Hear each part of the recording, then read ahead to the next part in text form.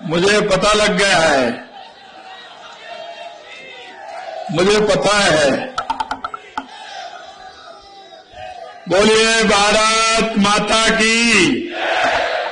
अबे आधे इधर से तो क्या आपने कोई नाश्ता वास्ता की व्यवस्था नहीं की रमेश जी? है वही लगना चाहिए कि बागड़ में राष्ट्रीय शिक्षक संघ का कार्यक्रम यहां हो रहा है, तो जरा दोनों मुट्ठी खींचेंगे और जोर से बोलेंगे भारत माता की, भारत माता की, वंदे वंदे माता त्रिपुरा सुंदरी की,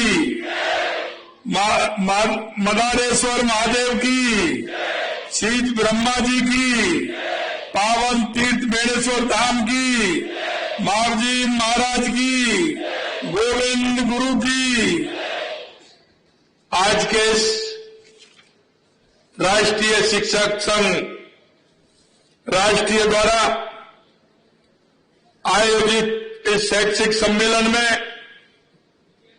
मंच पर विराजमान कैबिनेट में मेरे साथी जनजातीय विकास मंत्री माननीय बाबूलाल खराड़ी जी, हमारे परम श्रद्धेय बेणेश्वर धाम हरिमंदिर सावला के श्रद्धेय महंत अच्युतानंद जी महाराज, राष्ट्रीय अध्यक्ष प्रोफेसर नारायण लाल जी गुप्ता जी, माननीय हमारे राष्ट्रीय संगठन मंत्री माननीय महेंद्र जी कपूर साहब, प्रदेश अध्यक्ष रमेश जी पुष्करना साहब, प्रदेश महामंत्री महेंद्र जी लखारा साहब, कार्यक्रम संयोजक डॉक्टर रिसिन चौबीसा जी, सामने बैठे माननीय हमारे वरिष्ठ प्रचारक माननीय शिवलारी जी भाई साहब, हमारे सम्मानीय हनुमान सिंह जी भाई साहब, और इस कार्यक्रम में आए सभी राजस्थान के हर जिले से, हर कोने से आए हुए मेरे सभी शिक्षक भाई और बहनों, सभी गुरुजन वृंदों, सबसे पहले तो मैं आपके चरणों में प्रणाम करता हूं, नमन करता हूं, आप सभी का अभिनंदन करता हूं। ये बागड़ की इस पावन धरा पर भी, क्योंकि आज आप यहां पधारे, आपका स्वागत करता हूं। मित्रों, ये पावन तीर्थ मानगढ़ धाम गौरवशाली भूमि पर शहीद होने वाले आदिवासी शहीदों को भी मैं नमन करता हूं। मैं गोविंद गुरु जी को भी नमन करता हूं, जिन्होंने आदिवासी समाज को जागृत करने में अपना पूरा जीवन समर्पित कर दिया। मैं वीर बाला कालीबाई को भी स्मरण करता हूं, जो आज भी साहस और गुरु भक्ति की एक मिसाल है। यहां उपस्थित सभी सम्मानित अतिथियों, महानुभाव, प्रमुख शिक्षकों, बांसवाड़ा के मेरे भाइयों बहनों, सभी को मैं नमन करता हूं। मेरे लिए अत्यंत गौरव का विषय है कि मुझे राजस्थान शिक्षक संघ राष्ट्रीय के इस प्रदेश स्तरीय शैक्षिक सम्मेलन में सहभागी बनने का अवसर मिला है। अभी हमारे नारायण लाल जी कह रहे थे कि हमारे मुख्यमंत्री जी आशीर्वाद देने के लिए आए हैं। मैं आशीर्वाद देने के लिए नहीं, मैं गुरुओं से आशीर्वाद लेने के लिए आया हूं।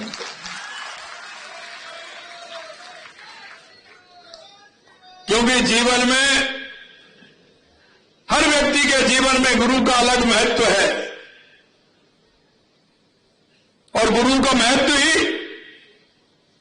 व्यक्ति के जीवन को सार्थक बनाता है। और इसीलिए मैं कहना चाहता हूं, आपके सामने तो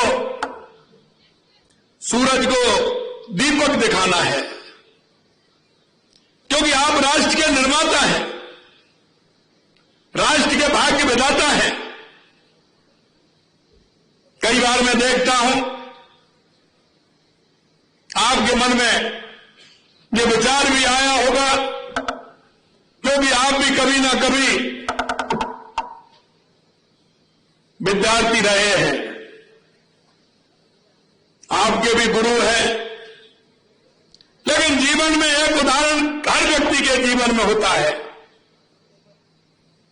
कि जो गुरु हमें शिक्षा देते हैं उसको हम ग्रहण करते हुए हम जीवन भर याद रखते हैं। और एक मार्ग वो ऐसा होता है कि व्यक्ति के जीवन को सफल कर देता है। आप इस समाज में दीपक की तरह काम कर रहे हैं और समाज को एक दिशा देने का काम कर रहे हैं। आने वाली पीढ़ी को हमारे संस्कार, हमारे विचार, हमारी भारतीयता के जो उच्च मूल्य हैं उनको सिखाने का काम आप लोग कर रहे हैं। शिक्षा जगत के इस महाकुंभ में मुझे आमंत्रित करने के लिए बुलाया है। मैं शिक्षक संघ का आभार व्यक्त करता हूं कि एक साथ इतने गुरुओं के दर्शन का लाभ मुझे मिला है और उनका आशीर्वाद मिला है, इसलिए मैं उनका आभार व्यक्त करता हूं। मित्रों, शिक्षा केवल अक्षर का ज्ञान नहीं बल्कि यह वो प्रकाश है जो अज्ञानता के अंधकार को मिटाकर राष्ट्र के भविष्य को रोशन करता है। शिक्षा के महत्व को लेकर बाबा साहब ने कहा था कि शिक्षा शेरनी का दूध है। यह वास्तविकता भी है। शिक्षा शेरनी का दूध है, जो उसे पिएगा वो दहाड़ेगा, जो उसे पिएगा वो दहाड़ेगा। यह बाबा साहब ने कहा है। उनका मानना था कि गरीब और वंचित समाज को यदि प्रगति करनी है तो उसका एकमात्र जरिया शिक्षा ही है। हमें ऐसी शिक्षा चाहिए जो केवल बौद्धिक विकास के साथ ही आध्यात्मिक नैतिक विकास भी करे। ये साक्षर ही नहीं बल्कि संस्कारवान भी बनाती है। आज भारत एक निर्णायक मोड़ पर खड़ा है। आप देख रहे हैं, स्वामी विवेकानंद जी ने कहा था कि 21वीं सदी भारत की होगी। उस नरेंद्र से लेकर के ये नरेंद्र करके बता रहे हैं कि 21वीं सदी भारत की होगी। और ये बात मैं आपसे इसलिए भी कहना चाहता हूं, आज हम उस स्थिति में खड़े हैं कि पूरा विश्व भारत की तरफ देख रहा है। पूरे भारत की नजर अगर है, पूरे दुनिया की नजर है तो वो सिर्फ भारत की तरफ है। क्योंकि आज जो छोटे छोटे जो देश हैं वो इस आशा और उम्मीद के साथ देख रहे हैं कि भारत हमारे पक्ष में खड़ा होगा। अगर हम भारत के साथ खड़े होंगे तो हमारा कोई भी कुछ नहीं बिगाड़ सकता। ये वो दुनिया के देश महसूस करने लग गए हैं। दुनिया के देश इस बात को भी जानते हैं कि भारत की जो सांस्कृतिक स्थिति है, भारत का जो राष्ट्रवाद है, वो दुनिया में कहीं भी देखने को नहीं मिलेगा। और भारत की जो संस्कृति है वो आप देखते हैं, हजारों सालों से जो हमारी संस्कृति का दुनिया, उसके पीछे जो काम करने वाले लोग हैं वो अपने आप के महत्व को समझते हैं। मैं इतना भी कहना चाहता हूं कि आने वाले समय में हमारी और भूमिका बढ़ने वाली है कि जब दुनिया भारत की तरफ देख रही है तो मुझे लगता है कि सबसे पहली सीढ़ी अगर कोई है उसको देश को दिशा देने की और दुनिया में भारत का गौरव बढ़ाने का, तो मेरे शिक्षक गुरुओं में है। वो उसको आगे बढ़ाते हुए दुनिया में भारत का नाम रोशन करेंगे। यह सोच, उस दृष्टि के साथ यशस्वी प्रधानमंत्री जी नई राष्ट्रीय शिक्षा नीति लेकर आए हैं। यह नीति 21वीं सदी के भारत को नई दिशा देगी। यह सुनिश्चित करती है कि भाषा किसी विद्यार्थी की प्रगति में बाधा नहीं बने। यह सुनिश्चित करती है कि प्राथमिक शिक्षा मातृभाषा में मिले। यह नीति सुनिश्चित करती है कि छात्रों में रटने की प्रवृत्ति के स्थान पर तार्किक सोच पैदा करने का काम हम सभी का है। यह सुनिश्चित करती है कि वोकेशनल ट्रेनिंग के माध्यम से विद्यार्थी केवल डिग्री धारक नहीं बल्कि दक्ष नागरिक भी बने। यह नीति सुनिश्चित करती है कि विद्यार्थी किन्हीं परिस्थितियों में पढ़ाई छोड़ने के बाद उसे पुनः प्रारंभ कर सके। इस नीति की सफलता की नई ऊंचाइयों पर ले जाने में आप सब शिक्षकगणों की महत्वपूर्ण भूमिका है। साथियों, शिक्षकों की भूमिका केवल अक्षर ज्ञान कराने या पुस्तक ज्ञान देने तक सीमित नहीं है। आपकी भूमिका बहुत व्यापक और महत्वपूर्ण है। इसलिए आप लोगों को भविष्य निर्माता, राष्ट्र निर्माता कहा जाता है। आप एक कर्मचारी नहीं बल्कि समाज के पथ प्रदर्शक हैं। शिक्षक को वह दीपक बताया गया है जो स्वयं जलकर समाज को अलौकित करता है और आने वाली पीढ़ियों का भविष्य भी करता है। इतिहास गवाह है कि जब जब समाज में परिवर्तन आया है, उसका अगर नेतृत्व किसी ने किया है तो हमारे गुरु है, हमारे शिक्षक है, जो नेतृत्व करने की क्षमता उनके अंदर होती है। चाणक्य ने एक साधारण बालक चंद्रगुप्त सम्राट बना दिया क्योंकि उनके पास शिक्षा दृष्टिकोण की शक्ति थी और वो शक्ति आपके पास भी विराजमान है। चाणक्य ने कहा कि प्रलय और निर्माण शिक्षक की गोद में पलते हैं और ये वास्तविकता भी है। जैसा हम गढ़ेंगे वैसा वो बनेंगे, ये भी सुनिश्चित है। आज जब हम विकसित भारत और विकसित राजस्थान का सपना देख रहे हैं तो उस नींव को मजबूत करने की सबसे बड़ी जिम्मेदारी आपके कंधों पर है। राष्ट्रीय शिक्षक संघ राष्ट्रीय का नाम जुबान पर आते ही मन में एक ऐसे संगठन की छवि उभरती है जिसके लिए स्वयं से पहले संगठन और संगठन से पहले राष्ट्र होता है।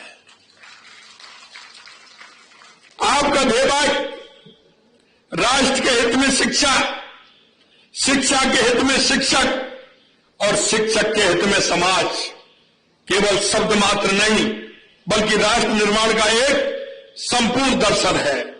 यह संगठन अपने इस दर्शन के माध्यम से शिक्षकों को में राष्ट्र प्रथम के भाव को भरने का सराहनीय कार्य कर रहा है।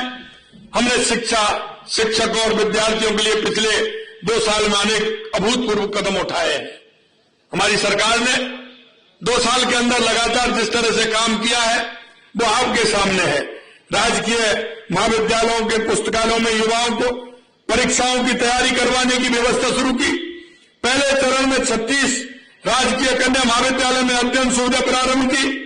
लघु, सीमांत, बटाईदार, किसानों, खेतिहर श्रमिकों के बच्चों के लिए राजकीय महाविद्यालय में राजकीय निधि कोष में लिया जाने वाला शुल्क माफ किया गया है।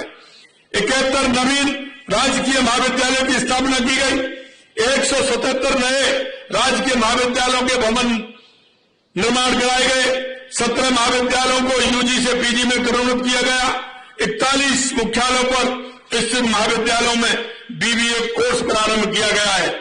7 संभाग मुख्यालयों पर स्थित महाविद्यालयों में बीसीए कोर्स प्रारंभ किए गए हैं। 41 जिला मुख्यालयों पर स्थित महाविद्यालयों में कंप्यूटर साइंस विषय प्रारंभ किया गया है।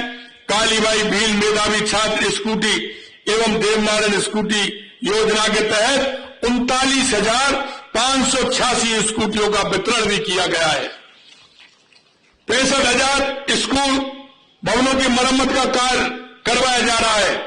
विद्यार्थियों को मानसिक अवसाद से बचाने व मानसिक संबल प्रदान किए जाने हेतु Rajasthan coaching centres control and regulation bill 2025 पारित किया गया है। राज्य में 4,000 से अधिक विद्यालयों में 8,000 से अधिक स्मार्ट क्लासरूम स्थापित किए गए हैं। 500 पीएमश्री विद्यालयों में डिजिटल लाइब्रेरी खोली है। 714 विद्यालयों में स्मार्ट क्लास स्थापित किए गए हैं। 142 पीएमश्री विद्यालयों में ओलेब स्थापित की गई है।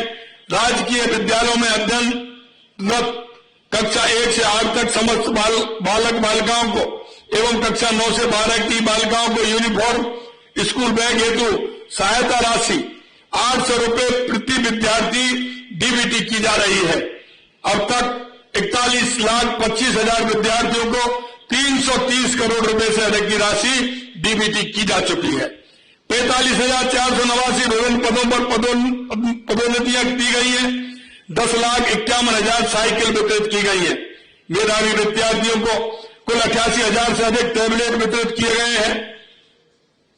इसके अलावा आप देख रहे हैं क्योंकि गांव में जो हमारे युवा भाई बहन जो तैयारी करते हैं, गांव में जो रहते हैं, हमने कहा है कि जितनी भी हमारी ग्राम पंचायत है उन सभी में अटल ज्ञान केंद्र की स्थापना की जाएगी, जो ई लाइब्रेरी और लाइब्रेरी के माध्यम से वो शहर आना नहीं पड़े, पूरी तैयारी किसी भी पेपर की वो अपने गांव में रह करके कर सके। इसको भी हम कर रहे हैं। साथियों, मैं इतना कहना चाहता हूं, लगातार हमारी सरकार पूरी तरह से इस क्षेत्र में काम कर रही है। कुछ बातें मेरे को माननीय रमेश पुष्करवान जी ने कहा है, मैं आपको कहना चाहता हूं समय समय पर हमारी बातचीत होती रहती है। निश्चित रूप से हमारी सरकार जो आपकी मांग आई है, हम समय समय पर उनको जो आवश्यकता होती है और आपके माध्यम से आती है, निश्चित रूप से हम उनका प्रयास करते हैं और आगे भी हम इसका प्रयास करते रहेंगे। मैं आपसे इतना कहना चाहता हूं कि आज इस देश और प्रदेश की भूमिका में आपका सबसे बड़ा योगदान है, क्योंकि अपना पेट तो जीव जंतु भी बढ़ते हैं, चिड़िया भी बढ़ती है, वो बच्चों को खाना लेकर के आती है, वो खिलाती है। लेकिन राष्ट्र के हित में अगर कोई सच्चे मायने में काम करता है तो हमारे ये राष्ट्रीय शिक्षक संघ करता है।